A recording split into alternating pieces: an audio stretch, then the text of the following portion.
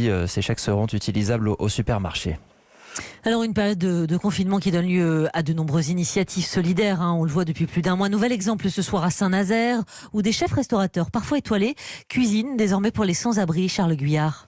Oui, habituellement, leurs clients peuvent débourser jusqu'à une centaine d'euros pour un repas. Parmi la dizaine de chefs impliqués, on retrouve notamment Éric Guérin, une étoile au Michelin. Et hier, par exemple, c'est lui qui était au fourneau. Ils étaient 5 en cuisine à faire une focaccia avec des poivrons confits, carottes au cumin et magret de canard. Philippe Amache de l'association Le Carillon à l'origine de cette opération. Cette idée lui est venue lorsque l'État a accordé un chèque de 7 euros par jour aux sans-domicile fixe confinés dans des hôtels. Une somme dérisoire selon lui. Quand on est confiné dans un hôtel et qu'on peut pas cuisiner, c'est pas terrible. Donc, étant un peu dans le domaine de la restauration, on a décidé de cuisiner pour ceux qui ne peuvent pas cuisiner. Les bénéficiaires, ils sont 35 environ à Saint-Nazaire, mettent aussi la main à la pâte. Parmi eux, Thomas, 60 ans, pour qui cette initiative constitue une vraie bouffée d'oxygène. Moi, je participe à la main-d'œuvre, aller chercher les courses, décharger le camion. C'est un réconfort. Tout d'abord, bien sûr, l'intérêt de manger correctement, mais aussi c'est le lien humain, ce lien social, moi, qui me faisait défaut depuis pas mal de temps. C'est une bouée de sauvetage, quoi. Une bouée de sauvetage lancée jusqu'au 11 mai, au moins par les chefs solidaires, mais pas que, puisque les fournisseurs et d'autres associations